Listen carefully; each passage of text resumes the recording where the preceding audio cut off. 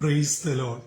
ജീവജലം എന്ന പ്രതിദിന വാഗ്ദത്ത വചനത്തിലേക്ക് ലോകമെമ്പാടുമുള്ള ദൈവമക്കൾക്ക് വേഗം വരുന്നവനായ യേശുക്രിസ്തുവിന്റെ അതിപരിശുദ്ധ നാമത്തിൽ സ്നേഹ വന്ദനം. ഇന്ന് 2024 നവംബർ മാസം 17-ാം തീയതി ഞായറാഴ്ച. സ്വർഗത്തിലെ ദൈവത്തിന്റെ അളവറ്റ കൃപയാൽ ഈ മാസത്തിന്റെ 3-ാമത്തെ വിശുദ്ധ ദിനത്തിലേക്ക് തമ്പുരാൻ നമ്മെ പ്രവേശിപ്പിച്ചിരിക്കുന്നു. ഓരോരുത്തരും ആയിരിക്കുന്ന ഇടങ്ങളിൽ ആത്മാവാകുന്ന ദൈവത്തെ ആത്മാവിലും സത്യത്തിലും ആരാധിച്ച് ദൈവകൃപ അനുഭവിച്ച് ബലപ്പെട്ട് മുന്നേറുവാൻ സർവകൃപാലുവായ ദൈവം ഈ ദിവസം ഏവരെയും ഇടയാക്കട്ടെ എന്നുള്ള പ്രാർത്ഥനയോടെ ഇന്നത്തെ വാഗ്ദത്ത വചനത്തിലേക്ക് പ്രവേശിക്കാം. ഇന്ന് ജീവജലത്തിൽ കൂടി പ്രോമിസ് വേഴ്സായി നമുക്ക് ലഭിച്ചിരിക്കുന്നത് ശമൂവേൽ പ്രവാചകന്റെ 2-ാം പുസ്തകം 22-ാം അധ്യായം 7-ാം വാക്യം. 2 സാമുവേൽ ചാപ്റ്റർ 22 വേഴ്സ് 7 നാം ഇപ്രകാരം വായിക്കുന്നു: എന്റെ കഷ്ടതയിൽ ഞാൻ യഹോവയെ വിളിച്ചു, എന്റെ ദൈവത്തോട് തന്നെ നിലവിളിച്ചു. അവൻ തന്റെ മന്ദിരത്തിൽ നിന്ന് എന്റെ അപേക്ഷ കേട്ടു, എന്റെ നിലവിളി അവന്റെ ചെവികളിൽ എത്തി. ദാവീദ് യുദ്ധങ്ങളുടെ ഒരു നീണ്ട പരമ്പര പൂർത്തീകരിച്ചു. പ്രത്യേകിച്ച് ശൗലുമായിട്ടും ഒക്കെയുള്ള വളരെ പ്രതികൂലമായ പ്രതിസന്ധികൾ. അങ്ങനെ തൻ്റെ ജീവിതം യുദ്ധങ്ങളുടെ, പ്രതികൂലങ്ങളുടെ, പ്രതിസന്ധികളുടെ, അതും അകത്തു നിന്നും പുറത്തു നിന്നുമായി അനേക പ്രതിരോധങ്ങൾ നേരിടേണ്ടി വന്നു. എന്നാൽ സ്വർഗത്തിലെ ദൈവം ദാവീദിനെ വിളിച്ചിറക്കി അഭിഷേകം ചെയ്ത് ധന്യമായ ശുശ്രൂഷ ഏൽപ്പിച്ച് ദാവീദിന്റെ സിംഹാസനം ഉറപ്പിക്കേണ്ടത് ദൈവത്തിന്റെ പദ്ധതി ആയതുകൊണ്ടും, അതെ, വരുവാനുള്ള മശിഹ ദാവീദിന്റെ സന്തതിയിൽ കൂടെ ഉണ്ടാകണമെന്നുള്ളത് ദൈവിക പദ്ധതിയും ആയിരിക്കുകയാൽ ദാവീദിന് സകലത്തിന്മേലും വിജയവും അനുഗ്രഹവും വിടുതലും നൽകി സ്വസ്ഥതയോടെ ആയിരുന്നപ്പോൾ ദാവീദ് ദൈവത്തിന് പാടിയ ഒരു സ്തുതിഗീതമാണ്, സ്തോത്രഗീതമാണ് 2 ശമൂവേൽ 22-ാം അധ്യായത്തിൽ നാം കാണുന്നത്. തന്റെ കഴിഞ്ഞകാല ജീവിതയാത്രയിൽ ദൈവം നടത്തിയ വിധങ്ങൾ, വഴികൾ, പരിപാലനങ്ങൾ, ആരൊക്കെ അകത്തുനിന്നും പുറത്തുനിന്നും കുത്തി കൂടെ നിന്നുകൊണ്ട് ചതിച്ചു, ഇവയെല്ലാം ഉള്ളിൽ മനസ്സിലാക്കിയ ദാവീദ് അവിടെ നിന്നൊക്കെ ദൈവത്തിന്റെ അത്ഭുതകരത്താൽ വിടുതൽ പ്രാപിച്ചു. അതിന് ദൈവത്തിന് നന്ദി പറയുകയാണ്. അതിൽ ഒരു പ്രധാന വാക്യമാണ് ഇന്ന് ജീവജലത്തിൽ വാഗ്ദത്ത വചനമായി തമ്പുരാൻ നമുക്ക് നൽകിയ 7-ാമത്തെ വാക്യം. എന്റെ കഷ്ടത്തിൽ ഞാൻ യഹോവയോട് നിലവിളിച്ചു, അവൻ അത് കേട്ടു, തന്റെ മന്ദിരത്തിൽ നിന്നും എന്റെ നിലവിളി കേട്ട് അതിന് ഉത്തരമരുളിയ ഒരു ദൈവം. ഈ വിശുദ്ധ ദിനം അതിരാവിലെ ഇന്നത്തേക്കുള്ള വാഗ്ദത്ത വചനം കേട്ടുകൊണ്ടിരിക്കുന്ന എന്റെ പ്രിയ ദൈവജനമേ, മാതാപിതാക്കളെ, സഹോദരങ്ങളെ, നമ്മുടെ കഴിഞ്ഞകാല ജീവിതം ഒന്ന് നോക്കിക്കാട്ടെ. ദാവീദിന്റെ ജീവിതത്തിന്റെ മറ്റൊരു പകർപ്പല്ലേ നമ്മുടെ അവസ്ഥ. സ്വന്തത്തിൽ നിന്നുള്ളവർ എത്രയോ പ്രാവശ്യം നമ്മളെ തകർക്കുവാൻ, കശക്കി എറിയുവാൻ കച്ചകെട്ടി ഇറങ്ങി. പിച്ച് ചീന്തിയില്ലേ? സ്വന്തം വീട്ടിൽ നിന്ന്, കുടുംബത്തിൽ നിന്ന്, സഭയിൽ നിന്ന്, കൂട്ടായ്മയിൽ നിന്ന്, കൂട്ടുകാരിൽ നിന്ന്, ജോലി സ്ഥാനത്ത് നിന്ന് അനാവശ്യമായി പലതും പറഞ്ഞ് നമ്മെ തെറിപ്പിക്കുവാൻ പദ്ധതിയിട്ടില്ലേ? പക്ഷേ ദാവീദിന്റെ മേൽ ദൈവത്തിനൊരു പദ്ധതിയുണ്ട്. ഈ ദിവസം ഇന്നത്തേക്കുള്ള വാഗ്ദത്ത വചനം കേട്ടുകൊണ്ടിരിക്കുന്ന ദൈവ പൈതലേ, നിന്നെ, നിന്റെ കുടുംബത്തെ വിളിച്ച ദൈവം വിശ്വസ്തന. നിങ്ങളെക്കുറിച്ചുള്ള ദൈവത്തിന്റെ പദ്ധതി തകർക്കുവാൻ ആരെ കൊണ്ടും അനുവദിക്കുന്നവനല്ല ദൈവം. ഓർക്കണം, ഇസ്രയേലിന്റെ 1-ാമത്തെ അഭിഷിക്തനാണ് ശൗൽ. ആ ശൗലിന് പോലും ദാവീദിനെ ഒന്നും ചെയ്യുവാൻ സാധിച്ചില്ല.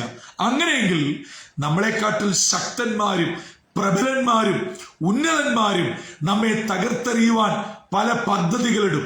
നമ്മുടെ കുഞ്ഞുങ്ങളുടെ ഭാവിയെ കെട്ടിക്കളയുവാൻ, അവരുടെ ഉന്നതമായ ജീവിതത്തെ, കുടുംബജീവിതത്തെ, ഭാവി ജീവിതത്തെ ഇല്ലായ്മ ചെയ്യുവാൻ എന്തെല്ലാം ചെയ്താലും അഭിഷേകത്തിന്റെ അഗ്നി, അഭിഷേക തൈലം എന്റെയും നിങ്ങളുടെയും നമ്മുടെ കുടുംബത്തിന്റെ മേലും കുഞ്ഞുങ്ങളുടെ മേലും ഉള്ളിടത്തോളം കാലം ഒരു ശൗലിനും, ശൗലിന്റെ കൂലിപ്പട്ടാളത്തിനും, ഒരു നാട്ടുരാജാക്കന്മാർക്കും, ഒരു ജാതീയ രാജാക്കന്മാർക്കും നമ്മെ തൊടുവാൻ കഴിയുകയില്ല എന്ന് ഇന്നത്തെ വാഗ്ദത്ത വചനത്തിൽ കൂടെ ഊട്ടിയുറപ്പിക്കുകയാണ്. ആകയാൽ പ്രതിസന്ധിയേറിയ ജീവിതയാത്രയിൽ കൂടെ കടന്നു പോകുന്ന ദൈവമക്കൾ എന്നെ കേൾക്കുന്നുണ്ടാവും.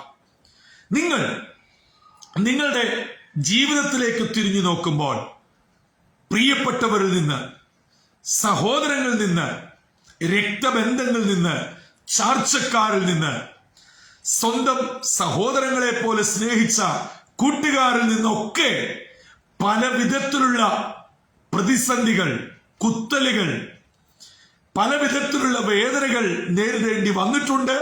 ഒരുപക്ഷെ ഇപ്പോഴും അങ്ങനെ കടന്നു പോകുന്നവർ എന്നെ കേൾക്കുന്നുണ്ടാവാം. പ്രിയ ദൈവമക്കളെ, നമുക്ക് ചെയ്യാൻ ഒന്നേ ഉള്ളൂ.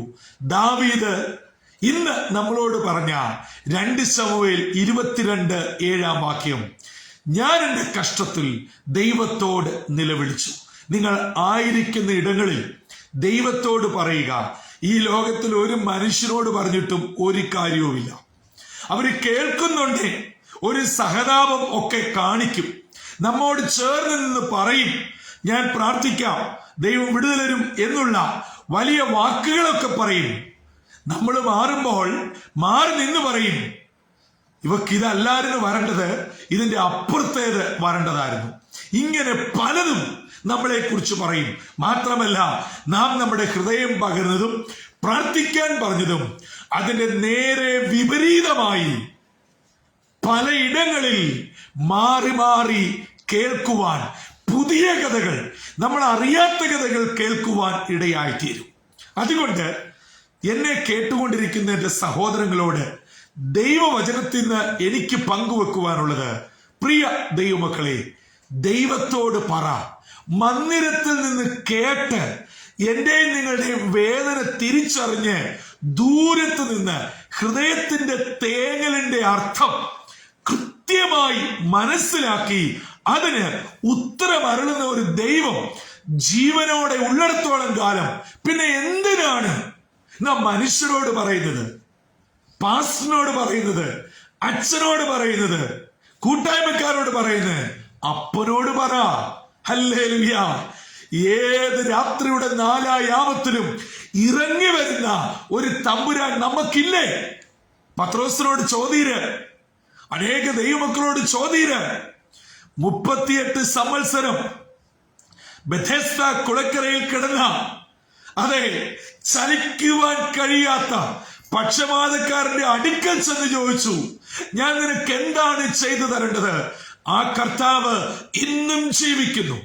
നിങ്ങളുടെ വേദന, നിങ്ങളുടെ ഭാരം, നിങ്ങളുടെ സങ്കടം ഇന്ന് ഈ ദിനം കർത്താവിനോട് പങ്കുവെക്കുക.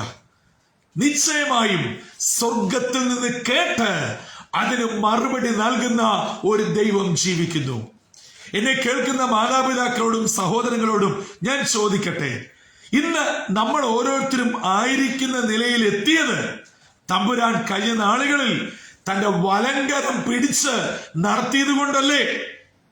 അനേകര് നമ്മെ വിരൽ ചൂണ്ടി പറഞ്ഞു, ഇവൻ, ഇവൾ, ഇവരുടെ കുടുംബം തകർന്നു, ഇല്ലാതായി പോയി എന്ന്. പക്ഷേ തമ്പുരാന്റെ കരത്തിനകത്ത് ഭദ്രമായിരുന്നത് കൊണ്ട് ഒരു ഫീനിക്സ് പക്ഷിയെ പോലെ, കഴുകനെ പോലെ ഞാൻ നിങ്ങളും ചിറകടിച്ചുയർന്ന് പുതുശക്തി പ്രാപിച്ച് ഇന്നും ജീവനുള്ളവരുടെ ദേശത്ത് ജീവനുള്ള ദേഹിയായി സാക്ഷ്യത്തോടെ സ്തോത്രത്തോടെ നിൽക്കുന്നു. തമ്പുരാൻ നിർത്തിയിരിക്കുന്നു.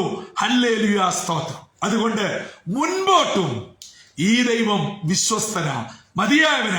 അതുകൊണ്ട് നമ്മുടെ ഭാരവും പ്രസവും വിസയുടെ വിഷയം, ജോലിയുടെ വിഷയം, കുഞ്ഞുങ്ങളുടെ പഠനം, അവരുടെ ഭാവി, വിവാഹപ്രായമെത്തിയ കുഞ്ഞുങ്ങളുടെ കുടുംബജീവിതം, നാളുകളായി കുടുംബത്തിൽ പ്രവേശിച്ചിട്ട് തലമുറകൾക്ക് വേണ്ടി ആഗ്രഹിക്കുന്നവർ, ഭവനത്തിന്റെ പണി ആഗ്രഹിക്കുന്നവർ, പണി തുടങ്ങിയിട്ട് എങ്ങും എത്താതെ നിന്നു പോയിരിക്കുന്നവർ, കടബാധ്യതകൾ, നിയമത്തിന്റെ പ്രശ്നങ്ങൾ, ആത്മീയ വിഷയങ്ങൾ, പ്രാർത്ഥിക്കാൻ വയ്യ, ഏകാഗ്രതയില്ല, കഴിഞ്ഞ നാളുകളിലെ കൃപാവരങ്ങളില്ല, ആത്മനിറവിൽ ആരാധിച്ചു വന്ന ദൈവമൈതലേ, നിനക്ക് എന്തു പറ്റി?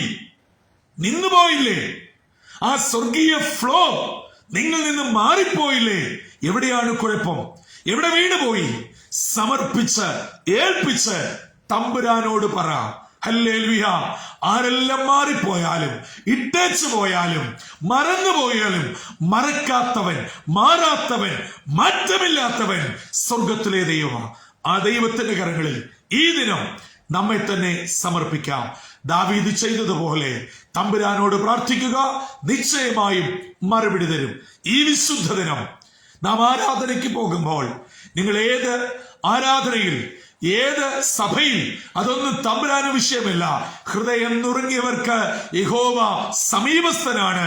നിങ്ങൾ ആരാധനയിൽ നിങ്ങളെ തന്നെ സമർപ്പിച്ച് സ്വർഗവും നിങ്ങളും കൂടെ താതാത്മ്യപ്പെടുന്ന ഒരു വലിയ സ്വർഗീയ അനുഭവം ഇന്ന് നിങ്ങൾക്ക് ഉണ്ടാവട്ടെ. അതിൽ നിങ്ങളുടെ പ്രാർത്ഥനാ വിഷയങ്ങൾ അലിഞ്ഞു ചേരട്ടെ. സ്വർഗം അത് ഏറ്റെടുക്കട്ടെ. ആകാശം കീറി മുറിച്ച് നിങ്ങൾക്ക് വേണ്ടി വിടുതലുമായി തമ്പുരാൻ തന്റെ ദൂതന്മാരെ അയക്കട്ടെ. അങ്ങനെ ഈ ദിനം വിടുതലിന്റെയും അനുഗ്രഹത്തിന്റെയും നന്മയുടെയും ദിനമായി ദൈവകൃപയോടെ പരിപാലിക്കട്ടെ. അതിന് ഇന്നത്തെ വാഗ്ദത്ത വചനം നമ്മെ ഒരുക്കുകയും ചെയ്യട്ടെ. തലകളെ വണക്കാം, പ്രാർത്ഥിക്കാം. നിത്യനും നീതിമാനും പരിശുദ്ധനുമായ ദൈവമേ, സ്വർഗീയ പിതാവേ, ഞങ്ങളുടെ ആയുസ്സിൽ ഒരു ദിനം കൂടെ ഞങ്ങൾക്ക് ദീർഘമാക്കിയതിനായി സ്തോത്രം. ഈ മാസത്തിന്റെ 3-ാമത്തെ വിശുദ്ധ ദിനം പല രാജ്യങ്ങളിൽ ഇരുന്നു കൊണ്ട് ഏകദൈവമായ അങ്ങേ ആരാധിപ്പാൻ ഞങ്ങളെ ഒരുക്കുന്നതിനായി സ്തുതിക്കുന്നു. ഇസ്രയേലിന്റെ 2-ാമത്തെ അഭിഷിക്തനായ ദാവീദ് എന്താണ് ചെയ്തതെന്ന് ഇന്ന് ഞങ്ങൾ കേട്ടുവല്ലോ. ഞങ്ങളുടെ കഷ്ടത്തിൽ അങ്ങയോട് അപേക്ഷിപ്പാൻ, ഹല്ലേലൂയ, മനുഷ്യരിൽ ആശ്രയിക്കുന്നതിനേക്കാൾ, പ്രഭുക്കന്മാരിൽ ആശ്രയിക്കുന്നതിനേക്കാൾ, ധനവാന്മാരിൽ ആശ്രയിക്കുന്നതിനേക്കാൾ യഹോവയിൽ ആശ്രയിക്കുന്നത് നല്ലതെന്ന് രുചിച്ചറിഞ്ഞ് അങ്ങയോട് അപേക്ഷിച്ച് വിടുതൽ പ്രാപിപ്പാൻ ഞങ്ങളെ സഹായിക്കണം. ഇന്ന് ഈ ദൈവവചനം കേട്ട് അനുഗ്രഹം പ്രാപിച്ച എല്ലാ നിന്റെ മക്കൾക്കായും സ്തോത്രം. അവരെ തന്നെ സമർപ്പിച്ച് ദൈവകൃപയോടെ പുത്തൻ കൃപകളും കൃപാവരങ്ങളും പ്രാപിച്ച് കർത്താവിന് വേണ്ടി നിലകൊണ്ട് അനുഗ്രഹിക്കപ്പെട്ട് ശുശ്രൂഷ ചെയ്യുവാൻ ഇടയാക്കണമെന്ന് യേശു മശിഹ മൂലം അപേക്ഷിക്കുന്നു. കൃപയോടെ കേൾക്കുമാറാകണമേ. ആമീൻ, ആമീൻ, ആമീൻ. പ്രിയ ദൈവമക്കളെ, ഇന്നത്തെ വാഗ്ദത്ത വചനം അല്പം നേരത്തെ ചില കാരണങ്ങളാൽ ചെയ്ത് നിങ്ങൾക്ക് അയക്കുന്നു എന്ന് മാത്രമേ ഉള്ളൂ. നാം എവിടെയാണെങ്കിലും ഇന്നത്തെ വാഗ്ദത്ത വചനം ഹൃദയത്തിൽ സ്വീകരിച്ച, കർത്താവിനോട് പങ്കുവെച്ച്, വചനപ്രകാരം ജീവിച്ച്, അനുഗ്രഹം പ്രാപിച്ച് ജയജീവിതം നയിപ്പാൻ നമ്മളെ നിന്ദിച്ചവരുടെ, പഴിച്ചവരുടെ, ദുഷിച്ചവരുടെ, തള്ളിക്കളഞ്ഞവരുടെ, അതാരാണെങ്കിലും അവരുടെ മുമ്പിൽ ദാവീദ് സ്തോത്രഗീതം പാടിയതുപോലെ സ്വസ്ഥതയോടെ, സമാധാനത്തോടെ സ്തുതിഗീതം പാടുവാൻ കർത്താവ് നമ്മെ സഹായിക്കട്ടെ. അതിന് ദൈവത്തിന്റെ പരിശുദ്ധാത്മാവ് നമ്മെ ഒരുക്കുകയും ചെയ്യട്ടെ. കർത്താവിന്റെ അനുഗ്രഹിക്കപ്പെട്ട മുന്തിരിത്തോട്ടത്തിൽ നിന്നും കർത്തൃ ശുശ്രൂഷയിൽ നിങ്ങൾക്കൊപ്പം brother Santhosh Kodukulanji. God bless us all.